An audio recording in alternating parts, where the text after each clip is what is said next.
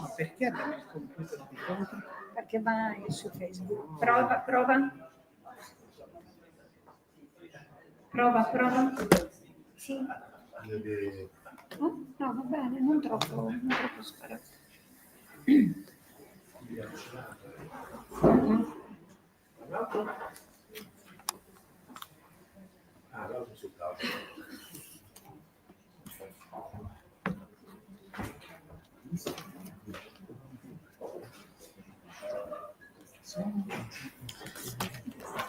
Buonasera a tutte e tutti, grazie per la vostra partecipazione a questa presentazione del libro di Piero Cipriano, La salute mentale e politica. Volevo ringraziare in apertura Fabio Aresu e Suzirculu per averci ospitato in questo centro culturale molto bello e molto accogliente. Io pensavo di andare subito a presentare il nostro amico e compagno Piero Cipriano, leggendo una paginetta e mezzo del suo libro, che non apre il libro si apre partendo dalla storia della psichiatria. La parte che riguarda anche il lavoro di Piero in particolare è la parte, diciamo, la terza parte del libro. Ve lo leggo perché così capiamo subito chi è Piero Cipriano e perché questo psichiatra è diventato anche uno scrittore e si batte così a lungo per la salute mentale. Sul finire degli anni '80 entro a far parte di questa storia. Dall'Irpinia mi trasferisco a Roma, indeciso se fare il poeta o il medico. Infine opto per medicina, con l'intenzione di diventare psichiatra. Non ne sono consapevole in quel momento, ma più che una specializzazione medica sto scegliendo una visione del mondo. Nel 1994 inizio a frequentare la clinica psichiatrica universitaria della Sapienza e per caso o per destino entro da internato. Stessa espressione per designare sia i seppelliti in manicomio sia i seppelliti nei tirocini, futuri psichiatri concentrazionali. Nella clinica diretta da Paolo Pancheri, il quale negli anni 90 con Giovanni Battista Cassano è il dominus della psichiatria italiana basata sui farmaci. Avevo ancora tutto da scoprire, da capire. All'inizio mi sembrava così semplice, binario. Come ogni futuro psichiatra dovevo decidere se preferissi lavorare con i farmaci o con le parole. Vale a dire, se specializzarmi in molecole o in qualche psicoterapia. Nel prosieguo della carriera avrei dovuto fare molte altre scelte ben più difficili. Qualche prima intuizione divergente, però, comincio presto ad averla. Vengo dal basso, mi dico, sono il primo a non avere soldi da spendere per farmi analizzare nel salotto di uno psicanalista borghese per anni. Scelgo dunque di imparare i farmaci. La psicofarmacologia mi pare una terapia più accessibile, anche più sicura, più scientifica. Così inizio a nutrirmi di molecole e neurotrasmettitori, recettori e diagnosi. Arrivo perfino a credere che la convulsione elettricamente indotta abbia una capacità terapeutica. Lavoro ad una ricerca di tesi assurda, per la quale misuro, mediante risonanze magnetiche, cervelli di persone diagnosticate schizofreniche e li comparo a cervelli non schizofrenici. Non ci sono grandi differenze.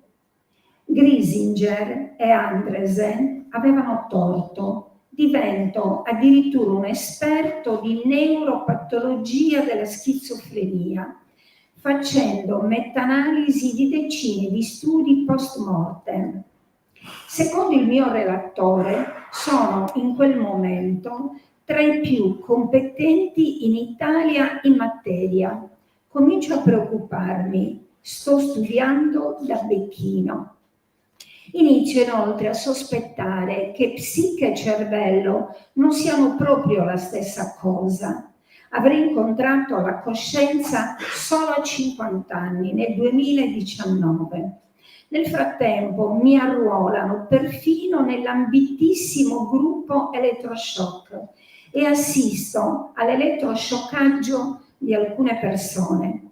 Non sono obbligate, lo chiedono loro, persuasi dal professore scioccatore. Il motivo lo avrei capito più avanti, dopo un po' di anni. Gli antidepressivi iniziano a non funzionare più, li si cambia, ma non migliorano più l'umore. Farmaco-resistenza agli antidepressivi. E allora la terapia elettroconvulsivante appare come un'opportunità per resettarsi. Per fortuna, appena laureato, mi chiamano a fare il servizio civile in un centro diurno psichiatrico di Montevarchi, in provincia di Arezzo. Non è un posto come un altro, era stato uno dei poli della rivoluzione antimanicomiale degli anni 70. La diaspora goriziana, avrei studiato, aveva portato lì Pirella, il vice di Basaglia a Gorizia. Faccio il mio ingresso con la spocchia del futuro psichiatra pillolaro ed elettricista. È tempo un anno, ritorno all'università trasformato, gioco a calcio con i pazienti, condivido con loro spogliatoi e docce, non misuro più il loro cervello, non sono più alieni, sono matti, bislacchi, fuori di testa, ma persone. Qualche anno di università mi aveva già insegnato la distanza. In Valdarno decostruisco lo psichiatra organicista che l'università aveva fabbricato. Quando torno e inizio la specializzazione, sono vaccinato. Le proposte organiciste, farmacologiche, psicanalitiche, scopro che anche la parola, come i farmaci, può essere cura o veleno. Non attecchiscono più. Passo la parola a Vito. Pensavo che non volesse finirla più, che lo leggesse tutto. Per fortuna si è fermato. Sì. Beh, io ho letto con molto piacere il libro di Piero e ho ringraziato Gisella anche per partecipare a questa presentazione, perché Piero Cipriano è un personaggio complesso e ha scritto un libro che è altrettanto complesso come il suo autore. Dico complesso per dire che cosa?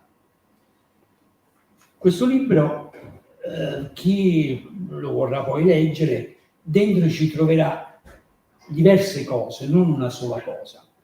Certo, quelle che diceva Gisella, ma quelle che leggeva Gisella, in sostanza apparentemente sembra un racconto, una pagina letteraria, e Piero utilizza molto, è appassionato anche di letteratura, e quindi i suoi libri, i suoi racconti hanno una matrice anche di natura letteraria.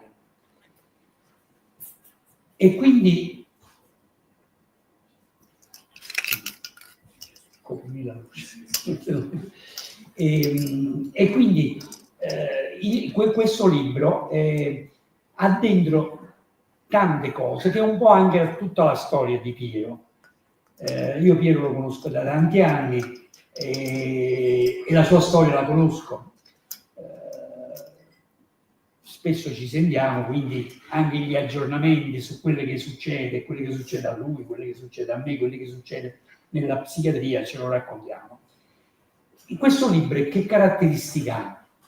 Ha la caratteristica di essere sulla linea di quello che già da qualche anno Piero Cipriano si è definito, sulla linea di uno psichiatra riluttante, perché così questa è l'autodefinizione che dava di se stesso Piero Cipriano. Dice sì, sono uno psichiatra, ma sono uno psichiatra riluttante, per dire che tutto sommato la psichiatria com'è oggi, quelle che si pratica in nome della psichiatria e quelle che fanno gli psichiatri è una cosa che non mi convince, assolutamente non mi convince, e quindi la sua dice, però io sono uno psichiatra, lavoro in un servizio di psichiatria, però sono riluttante. Questa era la definizione che si dava.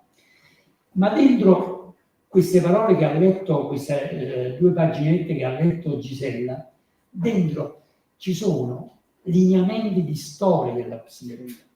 Cioè non è una pagina, come dire, semplice. Già in quella pagina cita Glisinger, Andresen, cioè cita tutto un percorso storico della psichiatria. Piero lo cita benissimo dentro al libro, parte da Pinelli e anche prima, di come si è arrivata a oggi, che cos'è la psichiatria, dalla sua nascita a oggi e come si è trasformata. Quindi c'è allineamenti di storia della psichiatria, c'è una feroce critica epistemologica, direbbero le persone colte, c'è una critica ai fondamenti della psichiatria. E questo è Piero Cipriano. Piero Cipriano è un epistemologo critico per alcuni aspetti, alcuni versi. E il primo libro che lui ha scritto, che era La cura della salute mentale, la fabbrica della cura della salute mentale, per passare poi al manicomio chimico, quindi alla critica alla psichiatria fatta tutto da diagnosi e terapie, dove le persone scompaiono definitivamente, e per approdare poi man mano, credo che siano 8 i libri che abbia scritto Piero, se non ricordo, 8, e quindi c'è tutto un percorso. È un libro che vale la pena di leggere, perché la faccio breve perché poi è bene che ne parli lui del suo libro. Insomma, quello che succede oggi nei servizi e quello che sta succedendo anche a Cagliari e quello che sta succedendo anche in Sardegna. Gisella lo citava l'elettroshock, che è una terapia che è inventata da Cerletti, romano, e che questa terapia fu creata e fu scoperta per caso, perché Cerletti andava a lavorare, la mattina passava davanti al mattatoio di Roma, dove con le scosse con la corrente elettrica ammazzavano i maiali, e si sentivano questi maiali che urlavano li ammazzavano in questo modo, e c'erano le urla del maiale. Ma lui, passando in tutto questo, pensò, ebbe la geniale idea, secondo lui e secondo tanti ancora oggi, che tutto sommato, come la scarica elettrica, la scossa interviene sul cervello del malato, si potrebbe provare a usarlo in termini terapeutici sulle persone. Così nacque l'elettroshock, per caso. Forse si abitava in un'altra zona, come tante scoperte scientifiche, se di scienze in questo caso si può parlare, nascono per caso. E se lui abitava in un'altra zona e non passava davanti ai macelli di Roma la mattina, e probabilmente di elettroshock forse non avremmo neanche sentito parlare, non lo so. Questa è una cosa che è stata. E così come altre terapie che utilizzano elettriche, sempre elettriche, che stanno sempre più in auge dentro i servizi di salute mentale e dei SERD anche. La terapia che utilizzano, mi sfugge il termine, La stimolazione transcranica. Un'altra pratica elettrica, applichi degli elettrodi alla testa delle persone, arrivano delle scariche elettriche, sono diverse le due attività di elettroshock e di transcranica, sono due attività diverse, però entrambe sono ti riportano a un mondo di elettricisti, un mondo elettrico, come scrive Piero pure nel suo libro. E in Sardegna, dico questo perché in Sardegna c'è stato di recente, la Sardegna ha avuto sempre un centro, Oristano, che è stato un centro dove si è sempre praticato l'elettroshock. L'elettroshock negli ultimi 30-40 anni non si è praticato in tutta Italia, c'erano 5 centri dove si praticava l'elettroshock. Uno era Pisa, uno è Brescia, uno è Roma, e gli altri 2 non me li ricordo neanche dove sono collocati. Sono 5 centri in Italia, ma non sono diffusi in tutte le province italiane le attività di elettroshock. Però è una cosa che, al di là di tante considerazioni, è una cosa ascientifica. Studi seri prodotti sull'efficacia dell'elettroshock non esistono, benché sia andate a googlare o andate su internet, troverete scritto tutta una serie di studi, di cose eccetera, ma trovate sempre una parola accanto.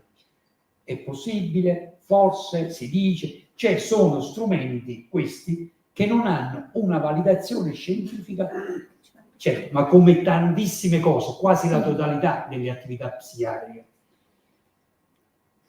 a partire dai farmaci, che sappiamo il funzionamento dei farmaci, come funzionano in psichiatria, però non sappiamo, non sappiamo qual è l'elemento finale dell'attività. Sappiamo che entrano nel cervello, hanno dei ricettori, provocano o sedazione essenzialmente, la maggior parte degli psicofarmaci neurolettici, o provocano una cosiddetta attivazione del tono dell'umore, che non si capisce bene e il confine è molto labile se funzionano su un livello di ansia e abbassano i livelli di ansia, di innalzamento del tono dell'umore, perché poi si è visto una cosa, che questi farmaci, molti di questi, dovrebbero innalzare il tono dell'umore. In realtà poi si è andato a vedere con degli studi che le persone cosiddette depresse e le persone con non depresse, sane, avevano gli stessi livelli di cotecolamine, perché mi riferisco a una specie precisa di antidepressivi serotoninergici. Quindi questo non a dimostrare che cosa? Che i livelli di serotonina c'entravano, forse, e fino a un certo punto non si sa neanche perché bene, però questi farmaci potevano essere somministrati a persone che avevano i livelli di serotonina normali. Comunque concludo con questa cosa per dire soltanto che forse poi nel percorso del pomeriggio, della serata, alcune cose poi specifiche le chiederemo a Piero. Intanto io mi fermerei qua e Giuseppe, che devo fare? Sì, posso.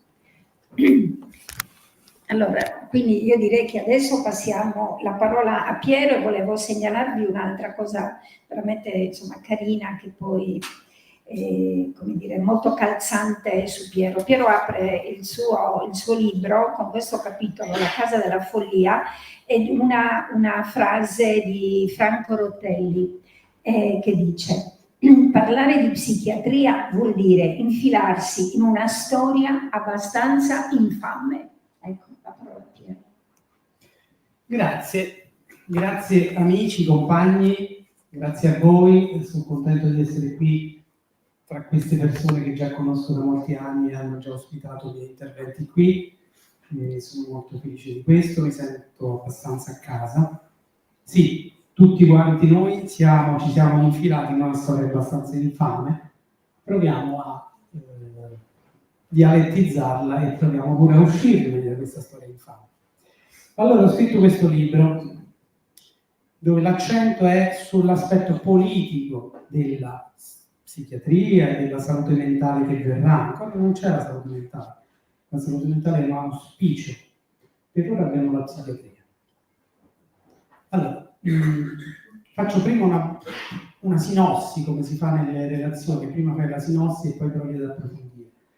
Allora, politica è stata l'invenzione dei manicomi, no? Noi nasciamo, la psichiatria nasce con i manicomi, fine 1700, in epoca illuministica e di ascesa della borghesia. Il manicomio è il luogo dove tutti i devianti, improduttivi, inadatti al lavoro, quindi inutili alla nascente società capitalistica, devono essere internati perché non sono utili, quindi li mettiamo.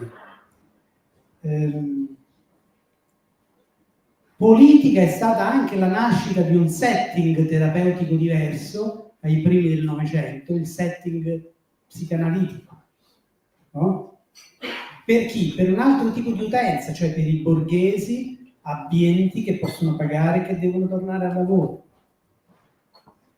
Politica è stata la distruzione, l'eliminazione del manicomio negli anni 60-70, una lotta ventennale per cui alcuni psichiatri, Basaglia in primis, politicamente impegnati, di sinistra, marxisti, decidono che quel luogo non ha nulla di terapeutico, è antiterapeutico, è morte civile e va eliminato e ci riesco. Politica è stata la uscita di scena molto presto, negli anni dopo che si sono cimentate negli anni 50-60, di alcune terapie completamente diverse, che erano le terapie psichedeliche, e che negli anni 70 vengono estromesse. Perché? Perché il governo degli Stati Uniti si rende conto che non sono terapie queste, sono qualcosa di più, sono qualcosa che può ampliare le coscienze e può contrastare il modello vigente, il capitalismo, no? La politica, e quindi vengono criminalizzate, demonizzate, su di loro cade una damnatio memoria. Politica è stata la rimonta della psichiatria in senso biomedico degli anni 80-90, no? Una psichiatria che decide, diciamo, di puntare tutto su manuali diagnostici iperinclusivi, iperpatologizzanti e su farmaci da estendere a pioggia a tutto il pianeta, no? Tutti che ingoiano farmaci per tutta la vita. Certi tipi di farmaci, quelli che vincono la partita, i farmaci del contenimento, i farmaci funzionali a un certo tipo di società, perché quegli altri non funzionali a questo tipo di società sono stati espulsi.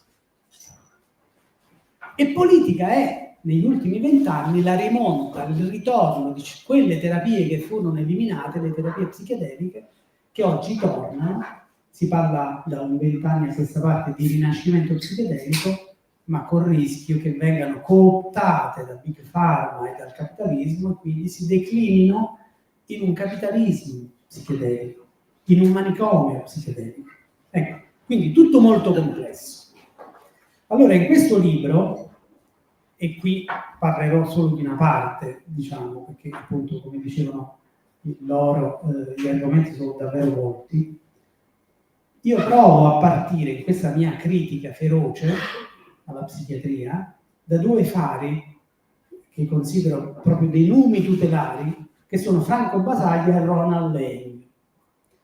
Parto da questi giganti della psichiatria. Allora, di Franco Basaglia però ne parlerò poco, perché in questi anni, e soprattutto in Italia, se ne è parlato tantissimo. Di Basaglia abbiamo la sensazione di sapere tutto,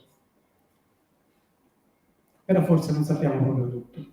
Allora, Basaglia è colui che rompe il meccanismo del manicomio. Il manicomio nasce insieme alla psichiatria proprio in epoca illuministica e di ascesa della borghesia, fine 1700. Vale a dire, tutti gli inadatti alla società industriale, borghese, al profitto, al lavoro e così via, vengono stivati nei manicomi. Ecco, questo è il ruolo del manicomio, proteggere la società dal pericolo del folle. E rispetto a questo meccanismo qui, un secolo e mezzo dopo, quindi anni 60 del secolo scorso, irrompe in questa storia infame che diceva Gisella della psichiatria un personaggio gigantesco, titanico come Franco Basaglia, che è il primo che ha il coraggio di dire una cosa che nessuno ha detto e pensato in quel momento. Nel 1964 dice: la distruzione del manicomio è un fatto urgentemente necessario, se non semplicemente ovvio. È una bomba sta cosa, sembra una cosa velleitaria di un esaltato, però tempo nemmeno 20 anni, 14 anni, dal 64 al 78, e l'eliminazione del manicomio è fatta legge 180, abbiamo eliminato il manicomio. Ora, con la legge 180 noi abbiamo fatto una mezza rivoluzione. Guardate, 180 è uscire dal manicomio. Per fare 360, e cioè l'intera rivoluzione, dovremmo uscire dalla psichiatria, dice Saraceno, così come uscimmo dal manicomio. Ci resta un'altra mezza rivoluzione da fare. Allora, Franco Basaglia compie questa mezza rivoluzione fondamentale, importante, a livello dell'intero pianeta, è un fatto decisivo, e poco prima di morire si trova in Brasile. Lui un po' detta quella che è la sua idea di psichiatria, la sua idea anche di che cos'è terapia. Per Basaglia terapia è lotta contro la miseria, cioè stare vicino ai determinanti sociali, ai bisogni di base delle persone. Le persone si ammalano perché magari non hanno una casa, e quindi devi dargli una casa e non una clinica, non un letto, perché non hanno un lavoro, allora devi dargli un lavoro e non un'ergoterapia, no? Una terapia occupazionale. Hanno bisogno di relazioni, allora gliele devi dare, un centro di salute mentale sempre aperto e non la psicoterapia o i farmaci. Ecco, questo era il punto di vista di Basaglia, fondamentale, scientifico, preciso, però mi permetto di dire incompleto, nel senso che dobbiamo un po' andare oltre. Incompleto perché c'è un certo numero di persone che impazzisce perché non trova risposta a bisogni ancora più radicali, cioè al bisogno che hanno tutti gli esseri umani di capirci qualcosa di più della vita, il bisogno di trascendenza, domande metafisiche: chi sono io? Che ci faccio qui? Che cos'è il tempo? Che cos'è la vita? Che cos'è la morte? Le persone, quell'1% di individui che poi impazziscono e designiamo schizofrenici, sono quelli che si incagliano su queste domande. Di questa cosa qui non si occupava Basaglia, non per sua colpa, perché non si può fare tutto nella vita. Lui si è ingaggiato in un compito enorme, cioè togliere i manicomi dalla scena, e di questa cosa qui si occupa, diciamo così, il suo gemello, in qualche modo diverso, che era Ronald Laing, di cui vorrei parlarvi un po' di più. Laing, dal mio punto di vista, è stato lo psichiatra più completo di tutti. La sua tesi qual è? E la espone in un libro che vi invito a leggere, che è La politica dell'esperienza. Leggete La politica dell'esperienza di Laing insieme alle conferenze brasiliane di Basaglia. Lui dice che uno psichiatra non può comprendere lo psicotico se non ha fatto a sua volta una breve, seppur breve, esperienza psicotica. Questo non vuol dire che lo psichiatra debba diventare psicotico per curare lo psicotico, no, non ci riuscirebbe. Deve però fare un assaggio di che cosa vuol dire andare in altri spazi, in altri mondi. Ed è quello che facevano negli anni 50-60 molti psichiatri che assaggiavano quelle terapie che erano possibili in quegli anni. Facevano l'esperienza psicotomimetica, si dice, con LSD, con mescalina, con psilocibina, eccetera, eccetera. Ecco, lei fece questa esperienza qui e da quel momento in poi ne seppe qualcosa di più. Lei dice: penso che la psichiatria sia una branca della politica. Dice: la psichiatria è un'invenzione dei tedeschi per esercitare controllo sulla gente che vede cose che non dovrebbe vedere, pensa cose che non dovrebbe pensare.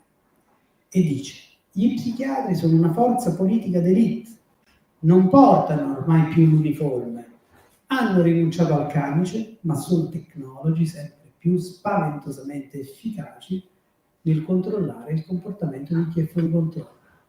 E dice, ci sono dei limiti a quello che puoi fare in carcere una persona che, responsabile del suo comportamento, ha fatto un delitto, ma non ci sono limiti a quello che puoi fare un internato in manicomio. O, diremmo oggi, a un ricoverato in SPDC. Non ci sono limiti. Puoi fargli di tutto, uccidere.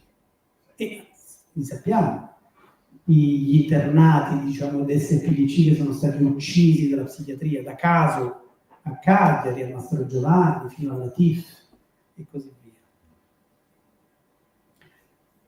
Il valore aggiunto di questo psichiatra, che si chiama Ronald Lane, è che ha fatto l'esperienza di andare dall'altra parte, andare a vedere quello che vedono gli psicotici.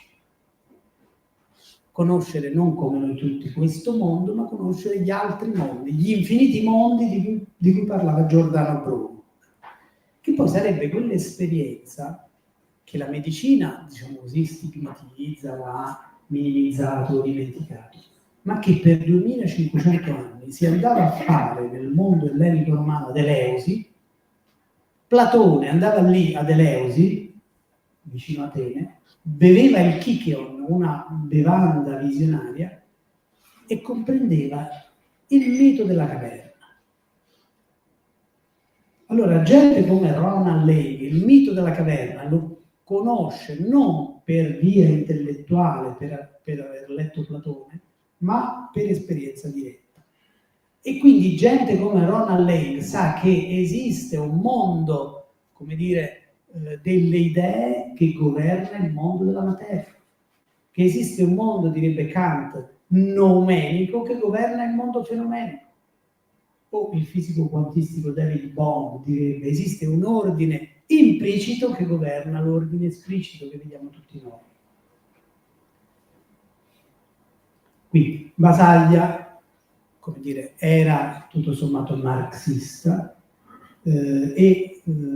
immagina, ci dice che terapia è lotta contro la miseria, terapia è dare risposta ai bisogni di base delle persone, dicevamo casa, lavoro, affetti, stipendio, eccetera. Ma è indubbio che le persone hanno bisogno di risposte ad altri acquisiti metafisici. Noi abbiamo bisogno di rispondere a domande trascendentali. Chi sono? Perché sono vivo? Che ci faccio qui? Cos'è il tempo? Cos'è la vita? Cos'è la morte? C'è Dio. Ecco, rispetto a queste domande inevase, l'1% della popolazione si incaglia, si incastra, si blocca, non ne viene più fuori, diventa schizofrenico. E noi psichiatri lo chiamiamo schizofrenico. Allora, di queste cose qui non si occupava Basaglia, si occupava Ronald Lane. Questo è il dato di cui ci parla questo psichiatra che voglio oggi portarvi qui all'attenzione. Ronald Lane diceva questa cosa qui: qualcuno nel nostro mondo fa i conti con l'esperienza schizofrenica e ci spiega che cos'è schizofrenia. No? Lasciate perdere i manuali diagnostici DSM-5 che non vi fanno capire che cos'è schizofrenia. Schizofrenia è una cosa molto semplice, è lasciare lo spazio-tempo comune, qui, il koinos cosmos, lo spazio-tempo esteriore, e incamminarsi, introflettersi in uno spazio-tempo proprio, un idios cosmos, diceva Eraclito, cioè una dimensione autistica. Ti ritiri, lasciare il mondo esterno per quello interno. Allora, nel mondo occidentale, medico, scientifico, noi stiamo riuscendo a fare impazzire l'1% della popolazione, i nostri bambini. L'1% dei nostri bambini a un certo punto esce dal mondo comune, si va a ficcare lì nel mondo suo proprio e non torna più. Perché non torna più? Perché noi non siamo, noi guaritori, noi terapeuti, non siamo capaci di andarli a riprendere. Allora, questo che vi sto provando a dire lo dice bene Joseph Campbell nel suo, quando parla del viaggio dell'eroe. Che cos'è il viaggio dell'eroe? È un percorso di scoperta, di morte, di rinascita. persone a un certo punto si staccano da questo mondo e se ne vanno. Nei mondi ancestrali, oggi sono stato qui all'Università di Cagliari a parlare di ayahuasca, c'era appunto una mujer medicina molto esperta, diceva, in questi mondi, mi diceva lei, persone così che qui designeremo schizofreniche, che si ingaggiano in questo viaggio pericoloso dell'eroe, vanno in certi posti, prendono certi poteri, tornano e quando tornano sono sciamani. Noi, nel mondo occidentale della medicina, grazie all'intervento maldestro e iatrogeno della psichiatria, metti farmaci atarassizzanti, metti reparti kafkiani da incubo, bene, coloro, questi eroi che intraprendono il viaggio sciamanico in altri mondi non tornano più indietro. È come un Ulisse che non riesce più a tornare a Itaca, perché gli impediamo di tornare. Perché? Perché l'eroe psicotico, dice Laing, si imbatte in un cerimoniale, che è quello della visita psichiatrica, che è una sorta di processo kafkiano, dove ci sono queste fasi: colloquio, interrogatorio, diagnosi, etichetta, prognosi, profezia e infine cura, correzione. Tutto perché non abbiamo in questo nostro mondo scientifico, medico, occidentale, delle guide capaci di aiutare l'esploratore nel suo viaggio interiore, che è un viaggio pericoloso, pericolosissimo, in cui ci si può perdere, ci si può naufragare nel mondo degli archetipi. Gli archetipi junghiani sono tutta una serie di esseri, di demoni, di dei che ti trattengono e non ti lasciano più tornare indietro. Perché tu possa farcela devi avere una guida, qualcuno che ti riporta indietro. E però dove sono le guide nel mondo occidentale? Noi guaritori occidentali, noi psichiatri, non abbiamo imparato ad assistere. E perché, domandiamoci, gli psichiatri non hanno imparato ad assistere questo viaggio? E sappiamo solo tappare con colate di psicofarmaci, chiudere perché ne abbiamo paura. Perché ne abbiamo paura di mettere la testa nell'abisso, la testa nello squarcio che c'è nella tela. La tela di questa realtà ogni tanto ha uno squarcio, tu psichiatra ci devi mettere la testa, vedere quello che cavolo c'è là dentro. Allora non c'è guaritore che possa considerarsi tale se non ha mai provato a mettere la testa nell'abisso, nello squarcio che c'è nella tela. Se vuoi stare al sicuro, al calduccio, non dovevi fare questo mestiere, perché questo è un mestiere pericoloso.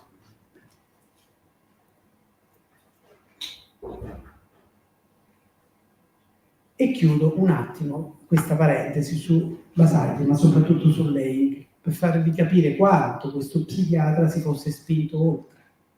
Quanto, se non l'avessimo definito antipsichiatra, ma psichiatra, avremmo potuto apprendere molto da uno psichiatra del genere. Però l'abbiamo rubricato facilmente antipsichiatra, questo antipsichiatra ci interessa.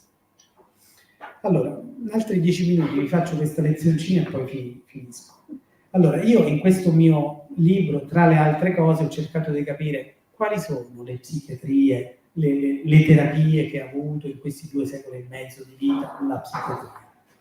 Mi sono reso conto che 2 tipi di terapie ha messo in campo. Una da manicomio, setting manicomio, quindi terapie barbariche, lobotomia, elettroshock, insulinoterapia, cose, docce gelate, contenzioni, insomma, cose che, insomma, chiamarle terapie un po'. E poi un altro setting per quelli meno gravi e più abbienti. Le terapie psicanalitiche, le psicoterapie, le iatroi logoi, diceva Esito, le parole curative. Quindi questi sono i 2 setting che abbiamo avuto in psichiatria in 2 secoli. A un certo punto, negli anni 50 del secolo scorso, inizia una strana partita, una strana contesa, proprio darwiniana, tra varie molecole che si affrontano per stabilire quale sarà la terapia che la psichiatria non ha ancora mai avuto. E allora le possiamo schematizzare così. C'erano le molecole AP, gli antidepressivi che alzano l'umore. le molecole down, gli antipsicotici, i benzodiazepine, che chiudono, abbassano. E poi c'erano le molecole stella, quelle che espandono e esplodono la coscienza, cioè le molecole psichedeliche. Questo è accaduto in un ventennio, anni 50-60, che è stato completamente rimosso. Ovviamente vinceranno la partita i farmaci up and down, quelli funzionali a un certo tipo di società, del controllo, del contenimento, a un certo tipo di manicomio, se vogliamo, perché sono funzionali al contenimento. Perderanno la partita i farmaci stella perché erano troppo dirompenti, troppo trasformativi. Le cosiddette terapie psichedeliche, il cui etimo è psichedelos, cioè l'anima, la psiche che delos si autosvela, si automanifesta a se stessa e si autocura, queste escono di scena.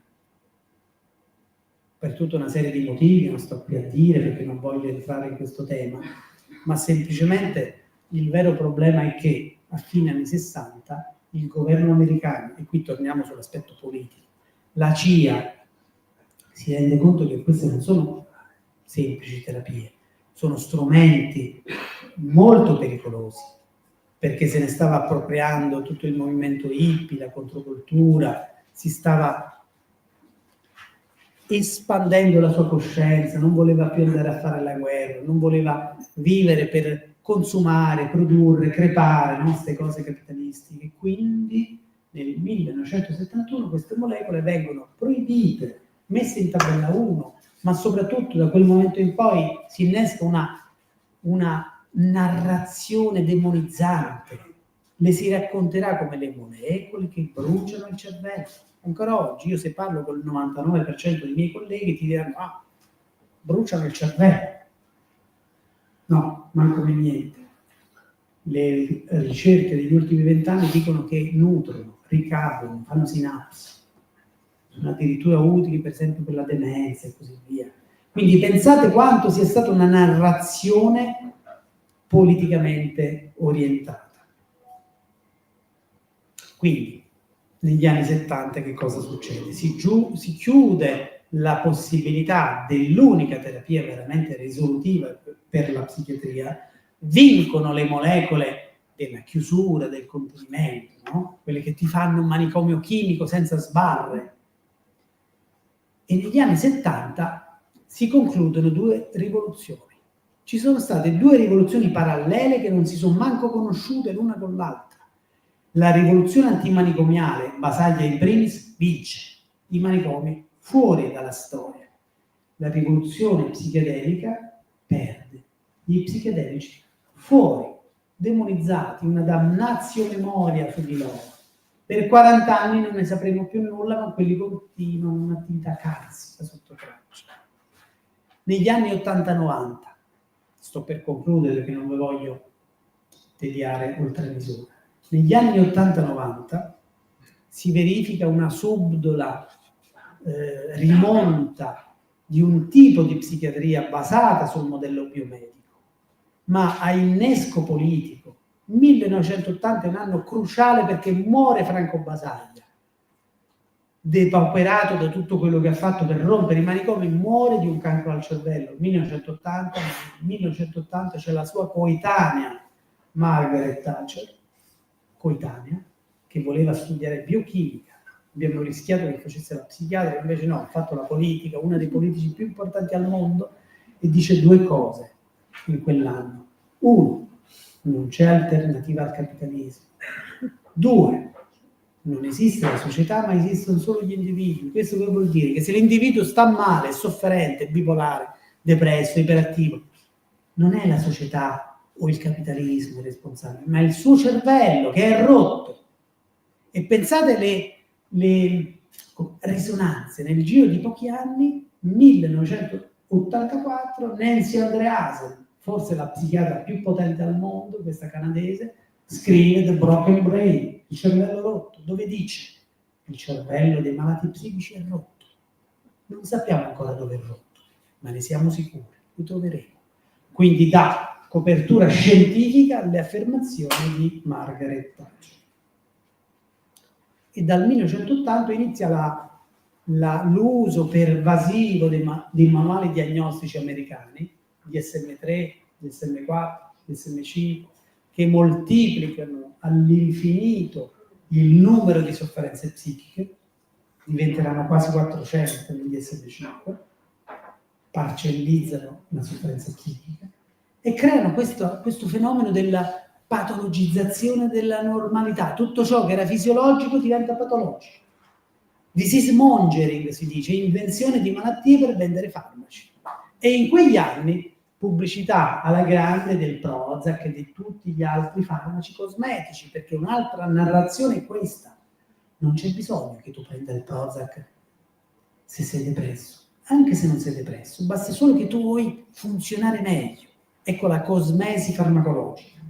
In questa società della performance ti devi pompare con uno psicofarmaco cosmetico. E quindi negli anni 80-90 il manicomio che avevamo abolito, tutti contenti, abbiamo tolto il manicomio. No, il manicomio, come un proteo metamorfosi, si è trasformato in un posto, in un luogo che non vedi perché sta dentro il tuo cervello. È fatto di 400 caselle diagnostiche ed è fatto di scatole di psicofarmaci che tu ingoi per tutta la vita. Quindi il manicomio ora è a casa tua, o meglio, nella tua stessa scatola cranica. Sto per concludere. Che cosa è successo in Italia, nella prodigiosa Italia che grazie a Basaglia e ai suoi sodali aveva tolto il manicomio di mezzo, che non poteva resistere all'onda d'urto del capitalismo, di Big Pharma, no? E di questa potenza di fuoco dei nuovi farmaci, delle nuove diagnosi. E quindi abbiamo assistito innanzitutto al fatto che Basaglia disse: fatta la legge, trovato l'inganno. Insomma, il manicomio si è trasferito in luoghi più piccoli, in tutta una serie di luoghi, i 300 SPTC, comunità terapeutiche, cliniche, luoghi in cui le stesse dinamiche del manicomio, contenimenti, sedazione, porte chiuse, si replicano uguali. In più aggiunge ovviamente il ruolo del farmaco. E la mia critica alla psichiatria italiana, sia l'establishment, sia quella alternativa che a un certo punto si è un po' fermata sulle sue posizioni, qual è? E che sentivo come unico argomento contro questa deriva dire: il mantra, non abbiamo risorse, abbiamo meno del 3% della spesa sanitaria. Ah, se avessimo il 5%, ah, se avessimo il 10%, ah, allora sì, che salute mentale che sapremo fare. Ma che? Avremmo comprato più farmaci, più letti, più cliniche, più fasce, perché se non hai idee, soldi in più non ti servono a niente. Ce lo dice per esempio il sistema informativo salute mentale del 2022, ci racconta che è vero che c'è questo depauperamento di risorse e di operatori. Ci sono in Italia circa 30.000 operatori nei dipartimenti di salute mentale, sono un 25% in meno di quelli che dovrebbero essere. Ok, ci dice questo sistema informativo che ci sono un 60% tra infermieri e psichiatri contro un 7% di psicologi, quindi è chiaro che si dia il farmaco e non si diano parole. Oppure che si spenda solo 70 euro per la salute mentale rispetto ai 500 che se ne spendono in Francia o nel Regno Unito o in Germania. Non si possono fare nozze con i figli secchi, questo è chiaro. E quindi questo è un comodo alibi, argomento per tutti, per dire: ah, se avessimo più soldi che faremmo? Che fareste? Che fareste? Senza idee. Prova ne è, per esempio, il fallimentare progetto voluto dal ministro Speranza per superare la contenzione meccanica in 3 anni, 2022 e 2023. Lui disse: supereremo la contenzione meccanica, cioè questa abitudine di legare le persone nei letti, stanzia 60 milioni di euro, è rimasto tutto uguale, anzi qualcuno, proprio per tornare all'elettroshock, si è comprato la macchina per l'elettroshock con questi, perché poi i soldi li devi spendere, se non hai idee spendi. La buona notizia, e questo è un paradosso, e ce lo dice Franco Rotelli, l'erede di Basaglia poco prima di morire, con la lucidità dell'uomo morente ci dice: i servizi pubblici stanno morendo, e dice lui, questo è un bene. La psichiatria pubblica è in via di sparizione, sostituita da una psichiatria privata e da una psicoterapia privata. E dice, tra poco a rappresentare la psichiatria pubblica resteranno solo SPDC, REMS e galere. Dice anche gli psichiatri stanno sparendo, tra poco li troverete solo in questi luoghi qui. E allora arrivo al dunque di quello con cui voglio concludere questo mio intervento. Io ritengo che gli SPDC, come punta estrema della manicomialità e della violenza, vadano aboliti. Dobbiamo dirlo. Basta, esperimento fallito, aboliamoli.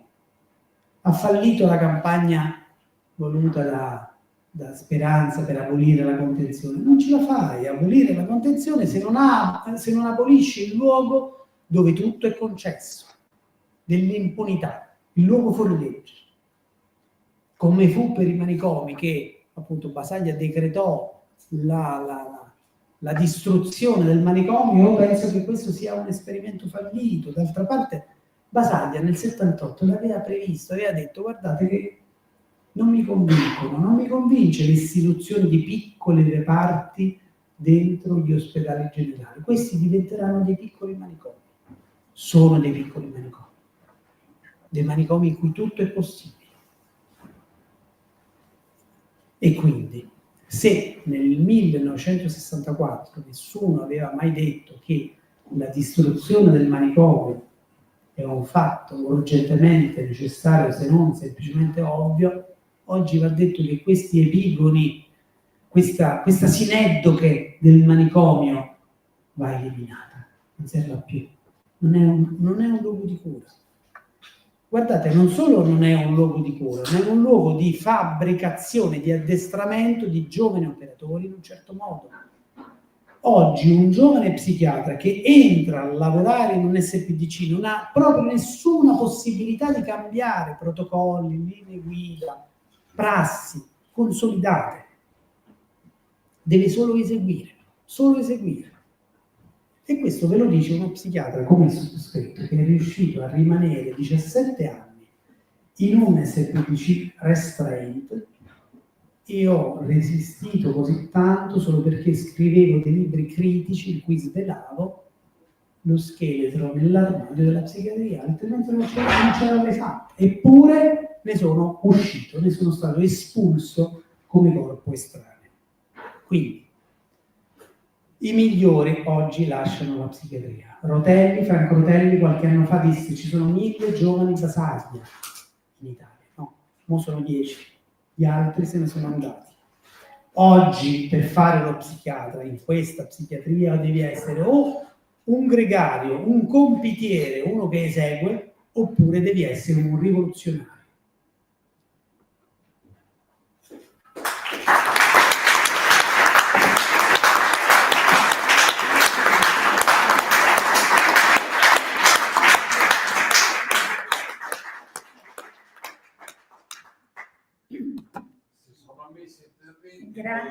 Grazie molte a Piero. Io sono molto d'accordo che gli SPDC debbano essere aboliti.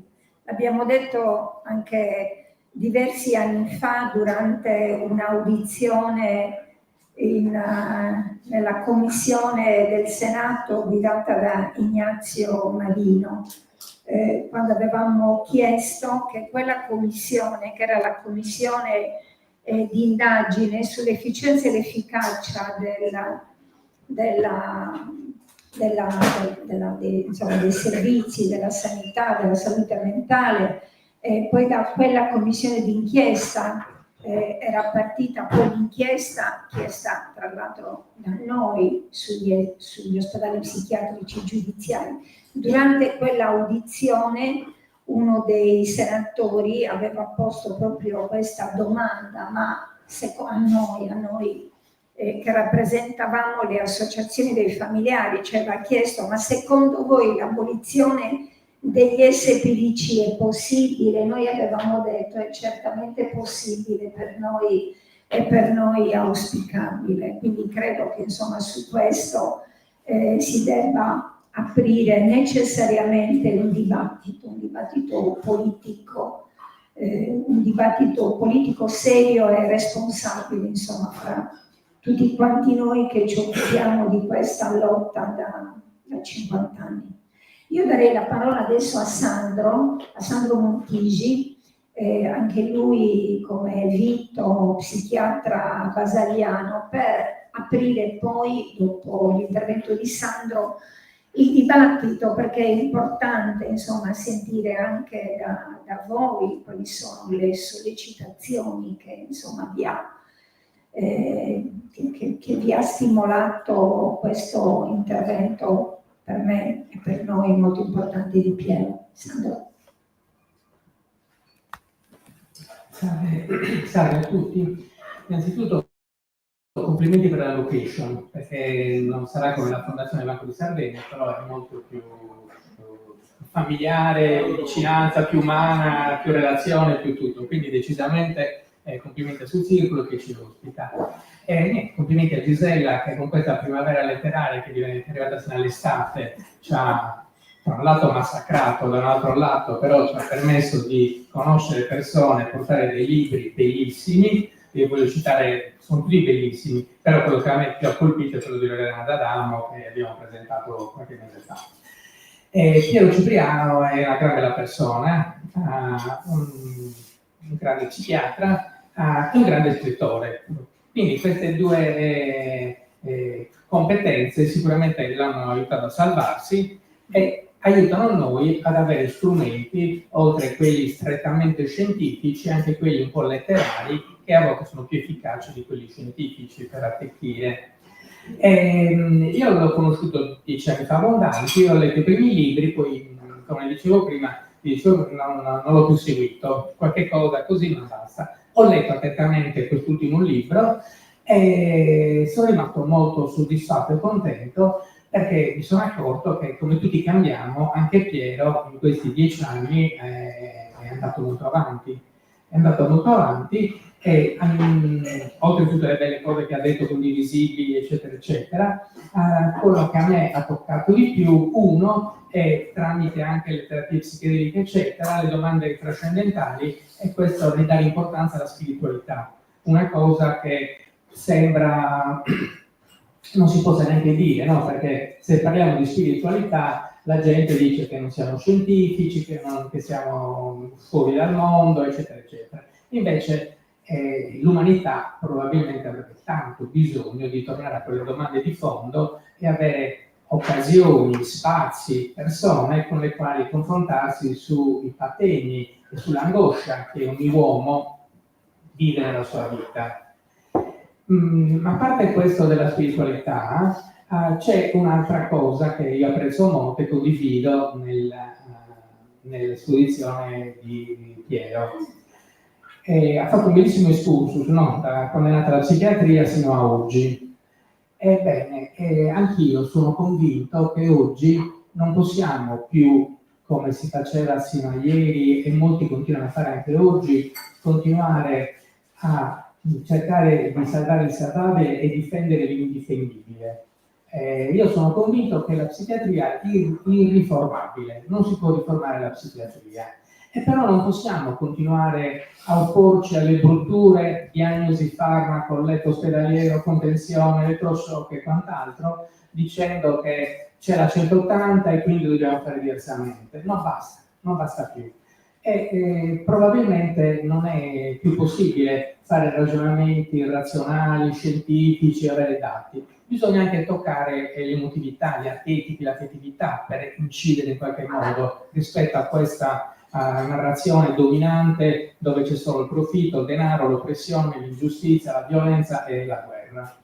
E allora bisogna lanciare parole d'ordine nuove, capaci anche di coinvolgere le persone, altrimenti non si va da nessuna parte, credo io. Per cui questo di considerare giustamente l'SPDC come l'emblema di quello che va assolutamente modificato, e come giustamente diceva, se Basaglia nel 64 ha detto il manicomio va distrutto, noi oggi dobbiamo avere il coraggio di dire l'SPDC va distrutto. E questo è un tentativo di smuovere un pochettino le acque, perché cercando di non essere estremisti, quindi di non suscitare molte reazioni, praticamente stare sempre al centro perché gli estremismi non vanno bene, alla fine siamo arrivati alla situazione in cui siamo, dove non c'è più una sanità decente, non abbiamo un'istruzione decente, non parliamo di trasporti, non parliamo della cultura, delle scuole,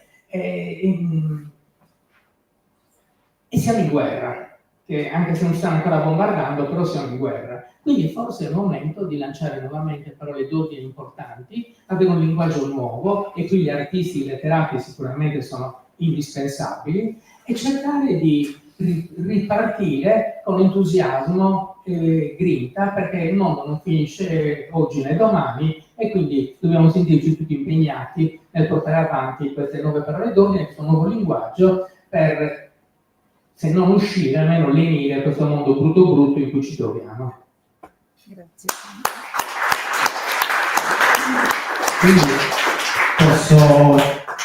posso prendere per buona la vostra adesione a questa affermazione, cioè proviamo, diciamolo chiaramente, siamo tutto sommato 4 persone rilevanti nel mondo della psi italiana, e facciamo queste operazioni in Sardegna direbbero di accabadora, di dar luogo a una eutanasia gentile di questo luogo infame che non è riuscito a essere un luogo di cura, ma un luogo, appunto, una piccola sineddoche del manicomio. Morte all'SPDC. Assolutamente. Dai. Se si può definire, se è arrivato il momento di Vieni. Dai. Spieghiamo l'ordine. Che prima lei guida. No, prego. Allora, vediamo. Però dovete parlare col microfono, se no non... Senza litigi. Siamo in democrazia. Aspetta che giro. Aspettate. Dopo il discorso che hai fatto, Guardate, io vi giro così. No, non fa? Allora vengono qua. dopo di lui. Ok, però... Dai, prendiamo te. No, però devi venire qua perché non ti sente nessuno. Fai il giro un attimo. Qua sono le scale.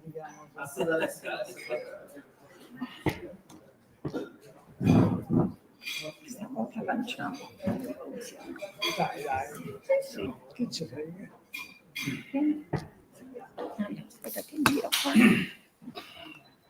Buonasera a tutti. Buonasera dottor Cipriano, in particolare a tutti gli altri ospiti. Erano anni che aspettavo di incontrarla. Parlo un po' male perché ho avuto un problema di salute, quindi scusatemi. Ho assorbito ogni sua parola.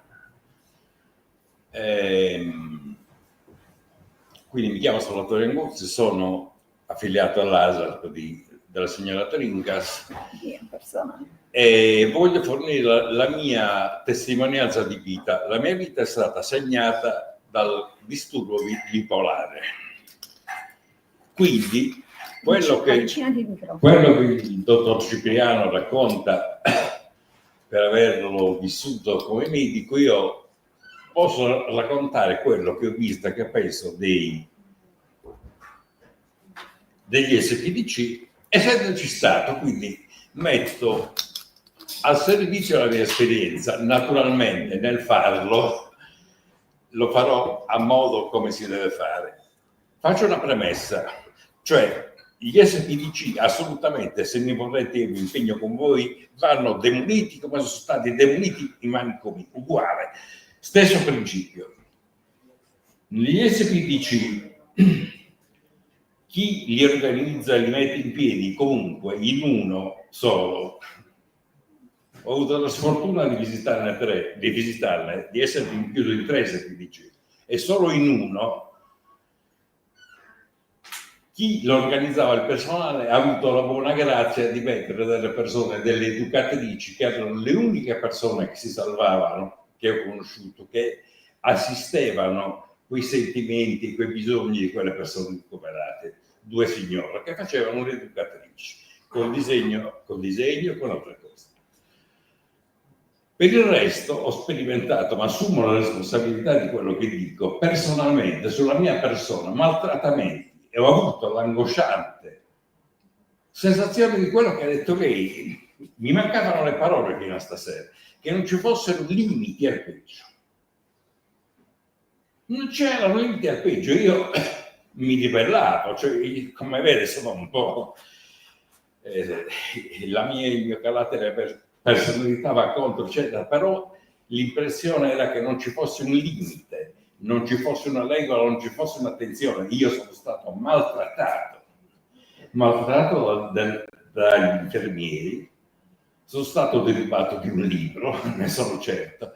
E poi la cosa che non capisco è per quale motivo all'ingresso degli SPDC stanziano sul tavolino dei vigilantes che io con la mia stazza sono un fruscello di paglia, dei bestioni con dei revolver alla cintola. Gli SPDC sono questi. Ho visto maltrattare, spintonare delle persone dal vigilante. Il vigilante, quindi è successo un episodio, insomma, io avevo dei libri, mi ero portato dei libri, viene fuori un'infermiera, tanto non faccio nomi, un'infermiera completamente schizzata, lei quella aveva problemi suoi personali da regolare, e mi fa questo gesto, mi fa così. Allora così, proprio così. Sono saltato in aria e ho detto, cosa stai facendo?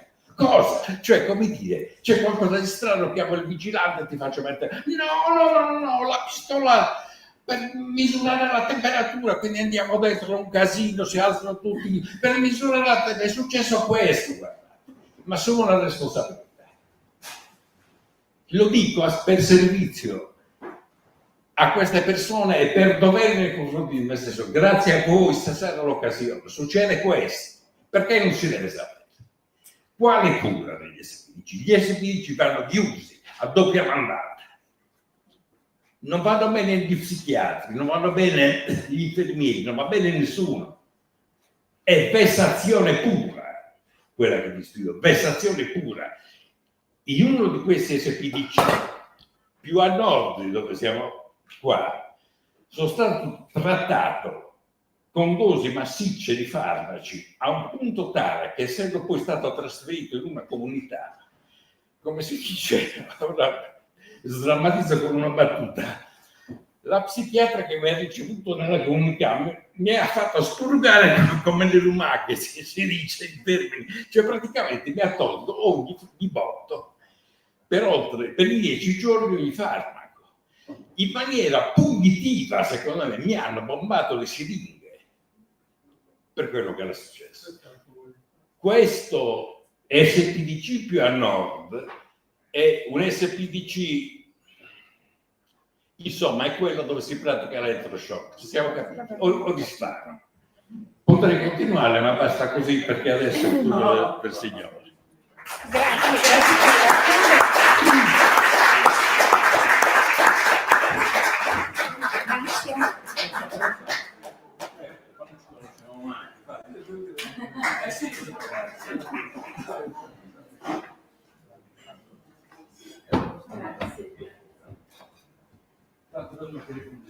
Allora, grazie. Attento ai fili. Allora, quando io vengo alla presentazione di un libro, amo ascoltare, no?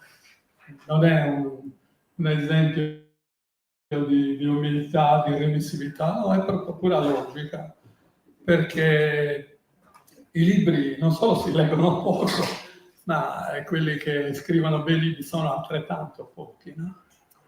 Io nella mia vita ho fatto il sociologo clinico, ma non lo dico per rimarcare il ruolo, anzi secondo me i ruoli vanno proprio negati. Al primo posto c'è proprio l'essere umano che viene dopo i ruoli, eccetera. Quindi sono qui, ne approfitto per andare volutamente fuori tema, perché è un'occasione d'oro avere Cipriano qui, gli faccio 3 domande, che detto 3 sembrano tante, ma esigo semplicemente, non esigo, vorrei semplicemente risposte secche, brevi, anche per non tediare io ovviamente, non tu, che la tua presentazione mi è piaciuta moltissimo. Nel mio ruolo di sociologo a medicina del lavoro, ho iniziato, per iniziare a lavorare, ho fatto una breve esperienza di insegnante, poi sono passato a medicina del lavoro.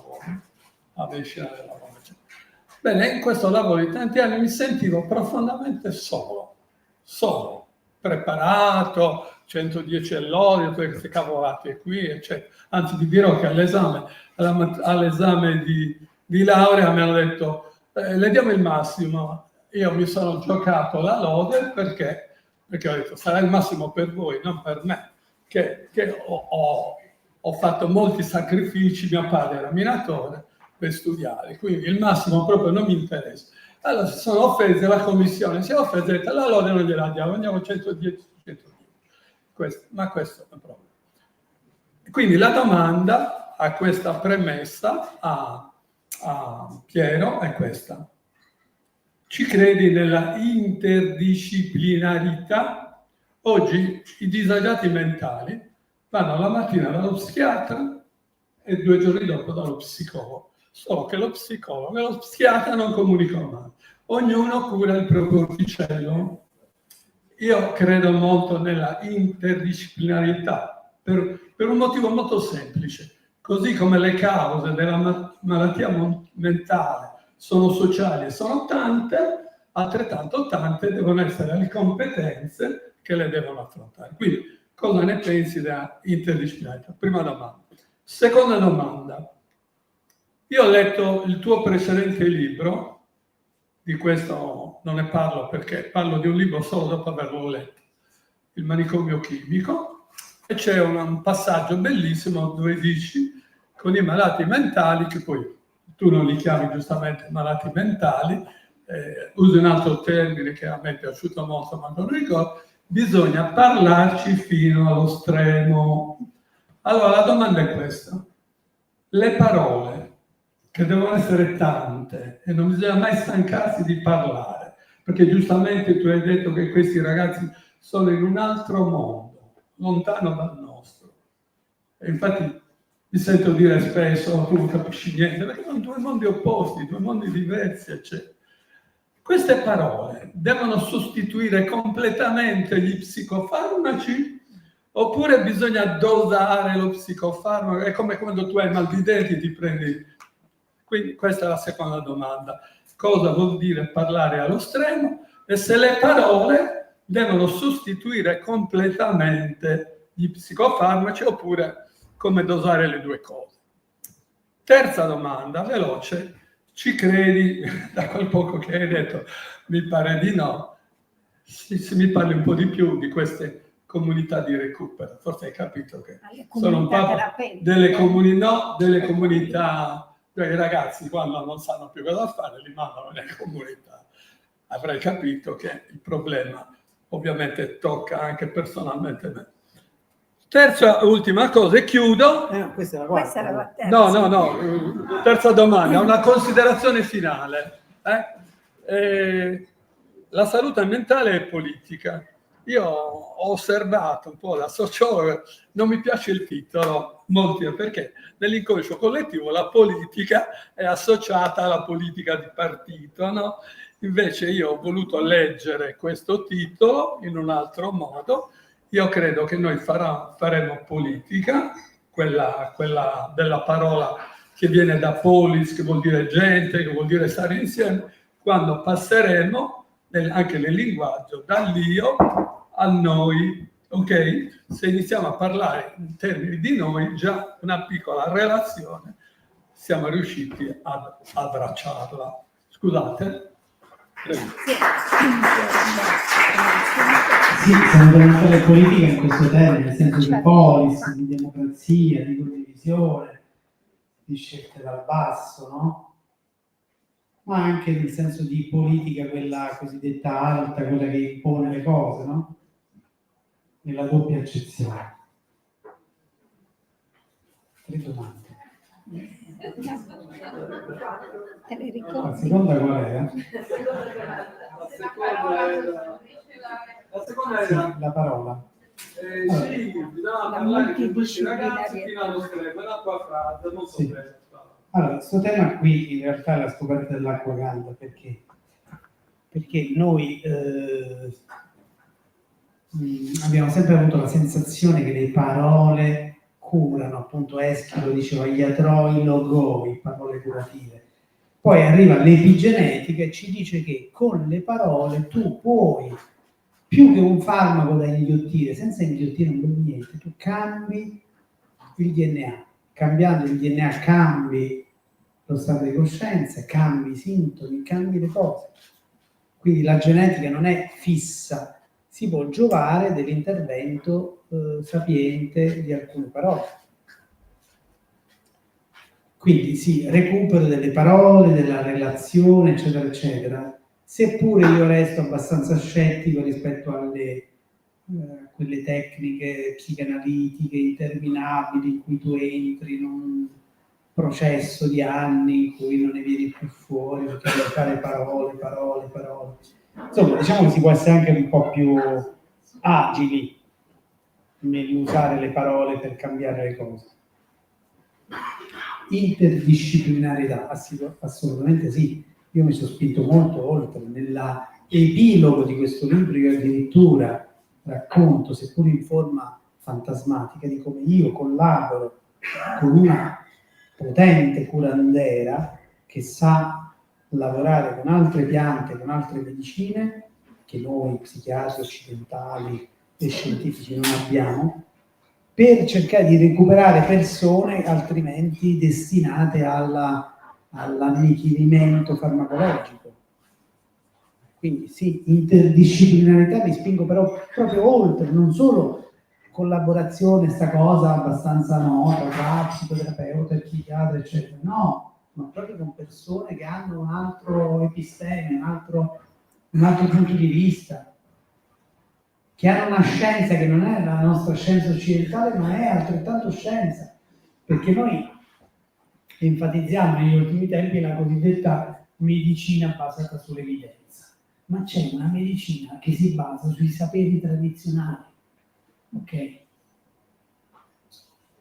Che è talmente potente che Big Pharma va lì in Amazzonia a fare caccia di frodo, va lì, manda un po' di antropologi, di biochimici, stanno un po' di mesi e capiscono qual è la pianta, qual è la tecnica, le cose, poi pigliano, acchiappano, estraggono un alcaloide, te lo impasticcano, te lo mettono in una compressa e te lo vendono a 300 euro a volta. E il nativo niente, perché? Perché tu sei ignorante, che ne vuoi sapere tu, ok? Quindi sì, quando parli di interdisciplinarità dico di sì, ma con tutto il rispetto. Io vengo qui in una doppia veste, questa presentazione qui, ma all'Università di Cagliari virtuosamente hanno organizzato un ayahuasca summer school di una settimana in cui ci sono persone da tutto il mondo che raccontano anche di altre terapie, eccetera, eccetera. E c'è una mujer medicina, c'è una curandera che la sa veramente lunga, sa l'aspetto pratico delle piante, dell'ayahuasca, eccetera, e sa pure gli aspetti teorici, DMT, ti ragiona in termini biochimici, per cui noi psichiatri, scientifici, se vogliamo essere anche un po' antropologi, dobbiamo avere un bel po' di umiltà. Quindi andare da queste persone che sanno tanto, hanno saperi appunto basati, dicevamo, sulla medicina tradizionale, massimo di rispetto. Non è che solo perché non c'è appunto la validazione scientifica li dobbiamo bollare come cose primitive, ancestrali, fuori dal tempo. Perché poi appunto quelli che si occupano di profitto, Big Pharma, le fa queste cose, va lì, manda i suoi scagnozzi a rubare certe medicine. E poi dopo 5 anni te le troverai in pasticca e te la chiameranno ayahuasca, non è ayahuasca, ma sarà una pasticca che rassomiglia a quella cosa lì, che è molto più complessa. Quindi, interdisciplinarità assolutamente sì, ma ancora di più rispetto a quello che immagini tu. La comunità? L'utilità della comunità La terapeutica. Comunità dipende da come si declina la comunità, no? Comunità è koinos, cosmos, è mondo comune, stare insieme, diciamo sarebbe un luogo, un posto dove le persone stanno insieme, consegnano, diciamo, che in quel posto i propri vissuti, le proprie difficoltà, le proprie patologie, e quindi ci può essere una comunità virtuosa assolutamente auspicabile, ma ci possono essere comunità detentive, contenitive, iatrogene e così via, che non sono comunità, sono un'altra cosa, sono piccoli manicomietti, sono gulag, per cui non è il nome che tu metti a un posto, è come si declina, qual è il contenuto, non il significato, non il significante del posto. Conosco quelle Vabbè. sarde. Grazie. Grazie Piero. Vieni qua. Ah, Preferisco stare qua. Mi sentite? no, prendi il Mi microfono. sentite? Sì. No, non voglio usare il microfono. Ah, ok. Mi sentite? Oh, thank you. So, splendida presentazione, molto interessante, soprattutto i bellissimi nomi greci e così via. Però, negatività. La psichiatria non funziona, le strutture non funzionano. Cos'è l'alternativa alle strutture? Prima di chiuderle, questa è una domanda. Inoltre, sì, l'America ha introdotto l'uso dell'LSD, come hanno fatto tutti i paesi, tutti. Però è l'America che adesso sta facendo ricerca sull'uso di quantità di LSD. Quindi, quando parliamo, rendiamoci conto che sì, l'America ha fatto delle cose terribili, però fa anche delle cose buone. Quindi, per essere giusti. Allora, lei è uno psichiatra e ha una visione molto negativa della psichiatria, perché non ha cambiato lavoro. Me l'hanno detto in molti. D'altra parte, penso che l'abbiano detto pure a Basaglia, ma chi cazzo te l'ha fatto fare di morire per un cancro al cervello per eliminare i manicomi? Certo. Perché decidi che in un certo luogo, in un certo posto, in una certa disciplina ci devi stare, il tuo destino, la tua maledizione, e devi andare fino in fondo per distruggerla. Perché io oggettivamente, come diceva Sepp Gambardella nel film di Servillo, Una grande bellezza, appunto diceva: io non voglio partecipare alle feste, io le voglio distruggere. Allora io non voglio stare nella psichiatria, io la voglio distruggere. Ma distruggere la psichiatria non vuol dire fare piazza pulita, tabula rasa, il nulla, vuol dire trovare, edificare salute mentale, arte di fare salute mentale, che è un'altra cosa. La psichiatria questa cosa qua non l'ha mai fatta, ha fatto contenimento, ha fatto contenzione, ha fatto morte civile, ha ucciso persone. Allora la psichiatria è un esperimento breve, 2 secoli e poco più, fallimentare. Non è un male dire che la psichiatria può anche uscire di scena. La psichiatria è una scienza debole, epistemologicamente debole, ma politicamente forte, perché può fare qualunque cosa. Non ha nessuna certezza scientifica, non ha niente in mano, ma può fare qualunque cosa. Può legare le persone, può uccidere, può fare il cavolo che gli pare. allora io sto dentro la psichiatria per un motivo politico, perché la psichiatria così com'è deve sparire, devono sparire i manicomi e devono sparire i suoi succedanei. E ci sono le controproposte, non è che non ci siano, non è fare tabula rasa e poi lasciare appunto come dire, l'olocausto nucleare, no, ci sono le controproposte, ci sono le terapie vere, trasformative, e in questo libro ne parlo, anche se in questa, diciamo così, occasione abbiamo lasciato un po' a margine questo tema. Ci sono terapie dell'apertura coscienziale, non solo della chiusura. La psichiatria zombifica le persone perché chiude le coscienze, questo sa fare. Dobbiamo aprirle le coscienze, aprirle, ok? Quindi questo è il mio scopo. Grazie molte Piero, ci sono altre domande? Sì. Una cosa velocissima, l'elettroshock. Ho sentito delle cose negative, però pensiamoci, il cervello come funziona, cosa succede? Sono delle cose elettriche. Quindi un po' azzardato, un po' come il nucleare, sì, pericolosissimo, anch'io sono contraria. Se lo studiassimo di più, forse risolveremo altri problemi. E così l'elettroshock che viene usato, io ho una carissima amica che ne ha bisogno, e ogni 6 mesi, 8 mesi fa un trattamento e sta meglio. Questo pensiero che sia completamente una cosa negativa non è giusto, perché per certe persone funziona. Ok, scusate. Allora, sull'elettroshock volevo dirvi come la pensiamo come organizzazione, non solo come Associazione Sarda per l'attuazione della riforma psichiatrica, ma come UNASA, che è l'Unione Nazionale di tutte le associazioni impegnate in tutte le regioni d'Italia che si definiscono appunto basaliane. Noi siamo assolutamente contrari all'elettroshock ed è scritto anche nei nostri documenti. Ovviamente noi pensiamo che le persone sono libere di fare l'elettroshock.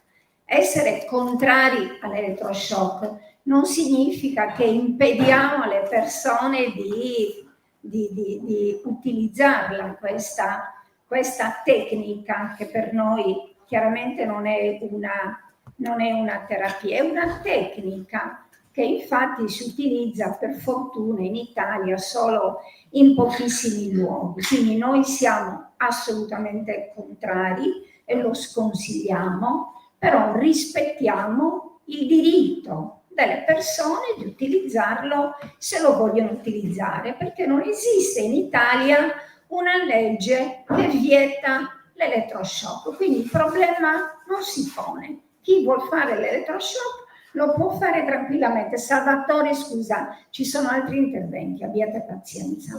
Chi chiede dopo, dobbiamo dare la parola ad altri che stanno chiedendo di intervenire.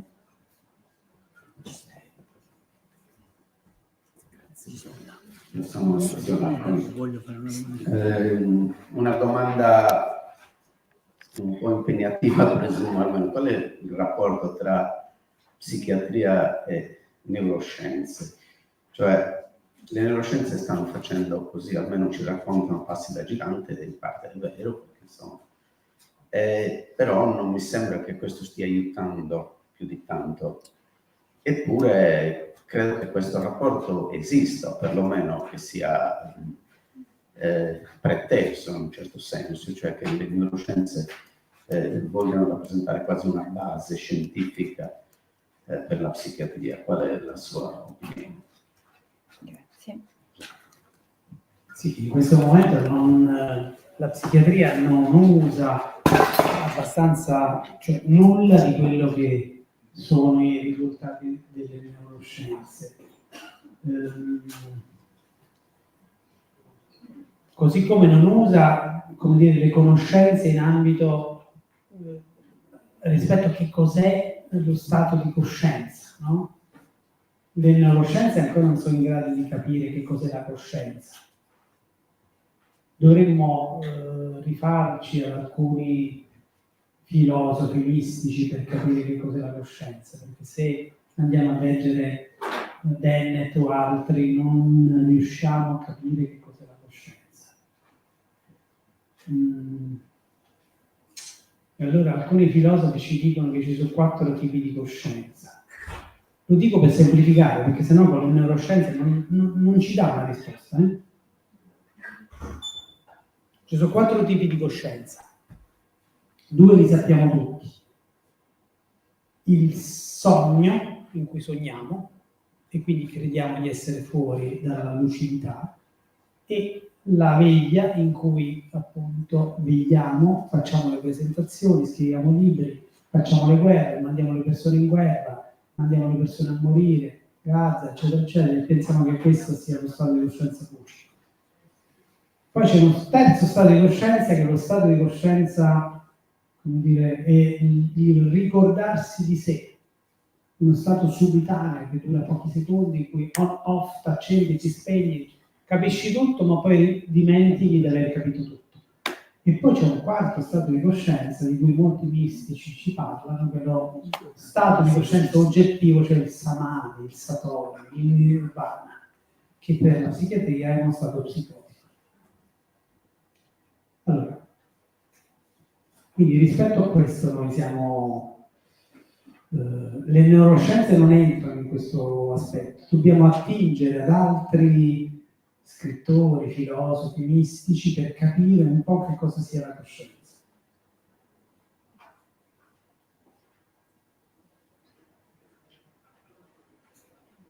Non penso che riusciremo ad avere ausilii in questo momento dalle neuroscienze.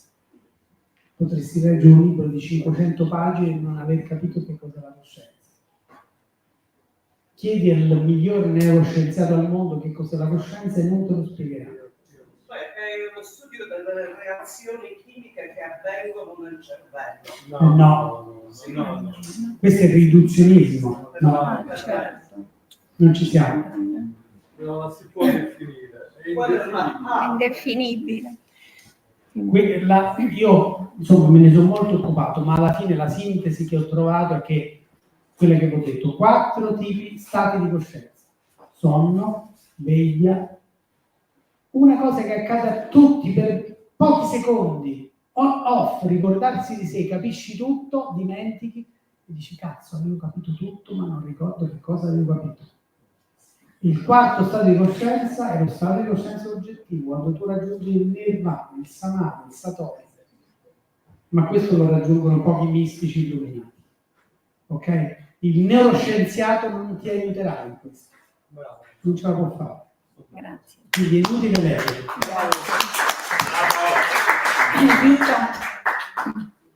Sì, io vorrei fare una domanda a Piero. Domanda un po' così sembrerebbe retorica, ma per arrivare poi solo a una conclusione. Noi parliamo di SPDC, parliamo di chiusura dei manicomi, abbiamo parlato, e potremmo parlare di TSO, che è la domanda che voglio fare a Piero. Che cosa pensa del TSO previsto dentro la legge?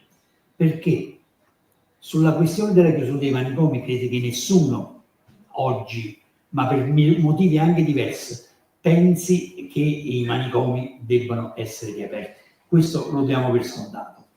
Gli altri 2, SPDC e TSO, perché a questo punto noi dovremmo parlare di riforma della legge 100. Sì. Quindi ti faccio questa domanda proprio per inquadrarla in questo quadro, il TSO.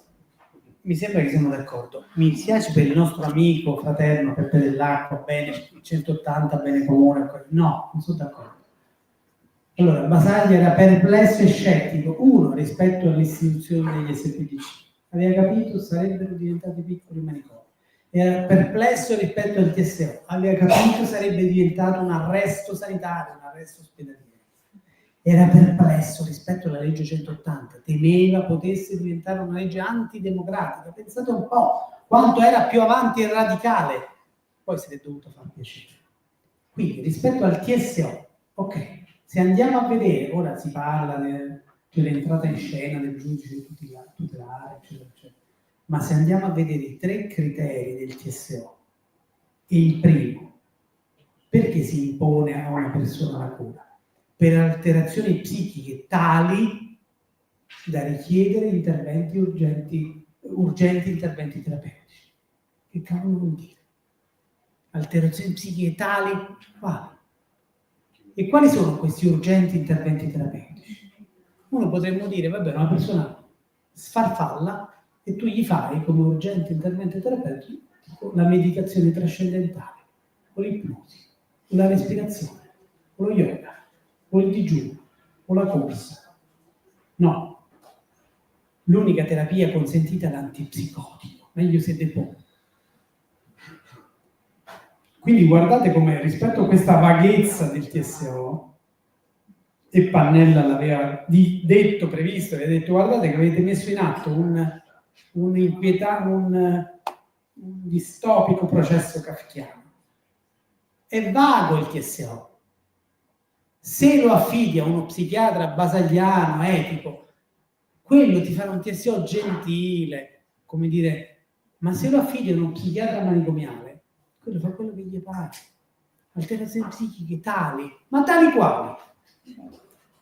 Da richiedere urgenti interventi terapeutici. Quali? Non lo dice. Si può fare quello che vogliamo. Ed è quello che è successo. Per cui puoi legare, puoi segregare, puoi fare quello che ti pare. Puoi imbottire dei farmaci. Quindi, 180 bene comuni. Mi dispiace per Peppe dell'acqua. Però il TSO è un qualcosa che forse è il momento di rivedere. Poi capisco le cose pragmatiche, siamo in un governo di destra, che se metti mano alla 180 al TSO, ti ritrovi un TSO che dura 2 anni e non più una settimana. Capisco tutto. Però come è concepito è veramente un qualcosa che a seconda chi lo prende in mano, quale coppia di psichiatri decidono di farlo, possono fare di tutto. Possono non farlo oppure farlo. Perché è vago. Sì, è questo in piedi che non mi piace molto. E allora, mi piace l'idea di non definirsi in base al ruolo, però mi tocca, perché sono una di quei psichiatri che rischia di fare il compitino all'ingresso in SPDC. Per ora credo di stare facendo il compitino, ma sogno la rivoluzione e spero che in qualche modo la si possa costruire però insieme. E una riflessione e una domanda. La riflessione, sono d'accordo, le SPDC in cui sto lavorando, se mi crollassi in testa potrebbe andare bene. E penso però che se non riusciamo a sfidare il bisogno atavico e la necessità che chiaramente nella società in cui viviamo di disciplinare i corpi, e le menti se le consideriamo slegate dal corpo, ma forse no, non ci libereremo mai dell'SPDC, cioè come non ci siamo liberati dal manicomio. E io credo che la medicina tutta, tra l'altro, in quanto in qualche modo governo dei corpi, perché non solo la psichiatria si scontra con questa cosa, e io mi trovo ogni giorno con delle richieste dal pronto soccorso assurde, per cui dovrei gestire delle situazioni, perché in qualche modo il mio ruolo è quello di controllare le persone e di evitare che ci spaventiamo un po' da quello che ci succede attorno. Quindi sono d'accordo, però appunto mi domando quali siano gli spazi, quali siano i discorsi in questo momento e come dire, Basaglia è riuscito a fare quello che ha fatto in un momento in cui io credo questo bisogno di disciplinare era un po' meno sentito, possiamo fare, si aprirebbero un sacco di livelli di discorso su questo, però come dire, ci troviamo effettivamente in un contesto storico-sociale invece in cui questo bisogno di disciplinare è diventato e appartiene anche alle persone più umanamente empatiche e anche tra virgolette di sinistra, no? Però poi arriva un punto in cui c'è qualcosa che ci spaventa o c'è aver ormai inteso il capitalismo come l'unico modello e mondo possibile, per cui c'è qualcosa che dovrà essere sacrificato. E come facciamo? Tante risposte, però secondo me è un po' un tema, altrimenti sì, a me può anche crollare in testa l'SPDC, ne apriranno un altro che si chiama in un altro modo. E l'altra riflessione invece è una cosa che mi sta spaventando molto da quando lavoro nel mondo della salute mentale, è rispetto al fatto che per tanto tempo ho pensato in generale alla malattia, virgolettata, mentale e non, come un modo del nostro corpo di comunicare anche una voce contrastante, una contestazione, un mi sottraggo a questo mondo che non va bene, è patogeno. Però mi sembra che in questo periodo, da un po' di tempo a questa parte, anche perché la salute mentale è diventata un qualcosa di un po' più di cui si può parlare e anche non più stigmatizzato, e questo è molto giusto, per tantissimi giovanissimi soprattutto sta diventando un rifugio per cui effettivamente manifesto la mia sofferenza psichica in maniera anche estremamente dirompente, che non è una cosa nuova questa, con agiti autolesivi, con sentimenti di morte, perché davvero questo mondo fa schifo e quindi ci voglio sottrarre in qualche modo, no? E però la psichiatria diventa un rifugio. E questa cosa secondo me è davvero molto inquietante e secondo me è un qualcosa di cui non mi sembra che ci stiamo molto interrogando. Per cui ho l'ansia climatica e allora ho l'ansia, e allora chiedo che il governo mi dia il bonus psicologo, perché così risolvo la mia ansia climatica, poi magari riesco anche ad andare a un corteo, però cosa faccio? Poi al corteo non ci riesco ad andare perché soffro d'ansia, quindi il corteo è uno spazio poco accogliente perché soffro di un disturbo psichico, perché il mondo me l'ha prodotto. Come usciamo da questa cosa e come evitiamo che la psichiatria diventi il porto sicuro per chi invece forse si rende conto che questo mondo non è il migliore dei modi possibili?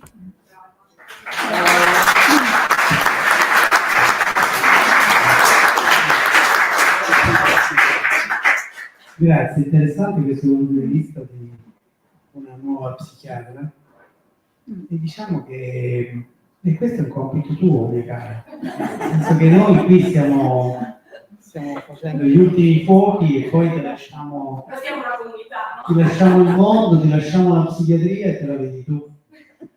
Quindi mi fa piacere che tu sia su queste posizioni. In bocca al lupo.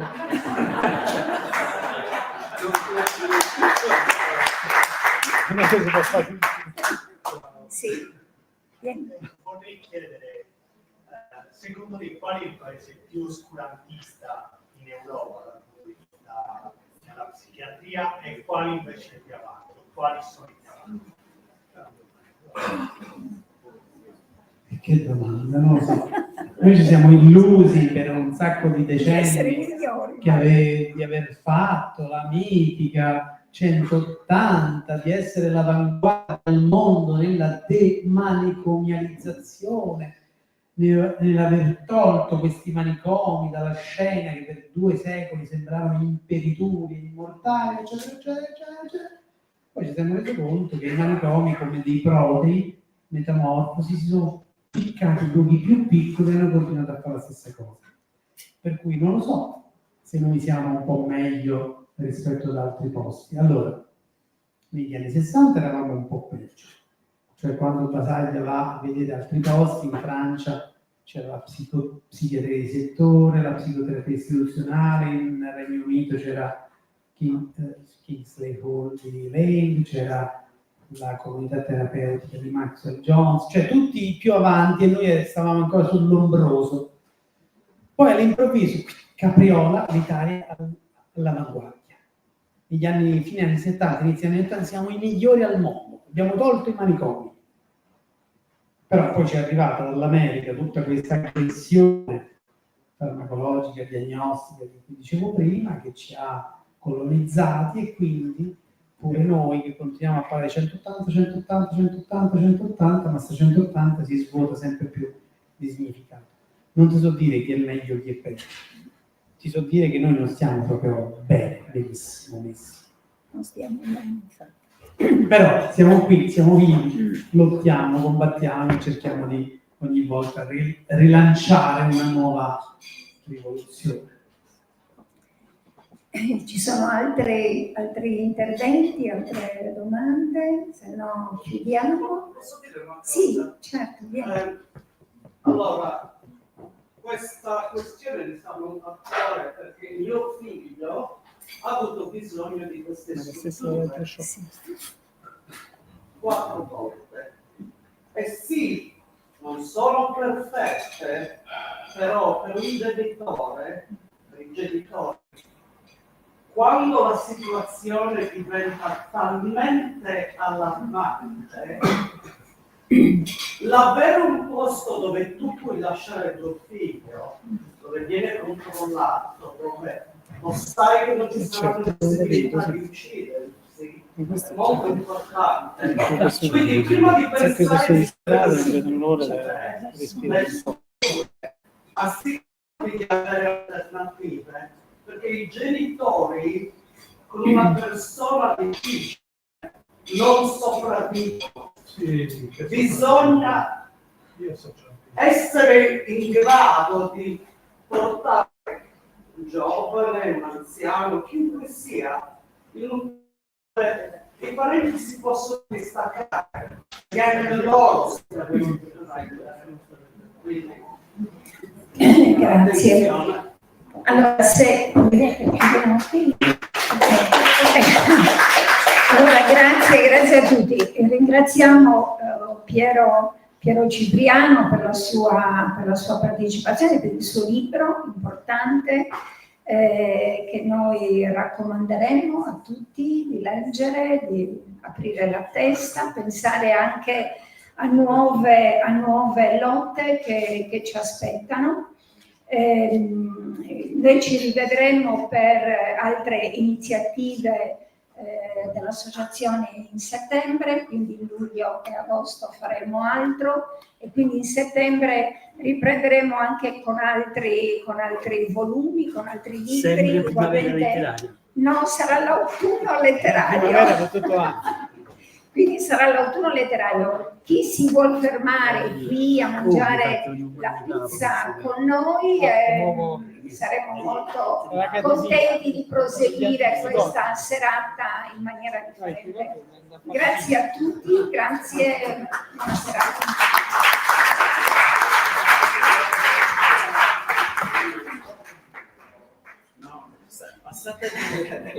Nelle scalette, Sandro, attento, da lì ci sono i fili. Robby, vieni a spegnere. Grazie. Ciao. Piccolo.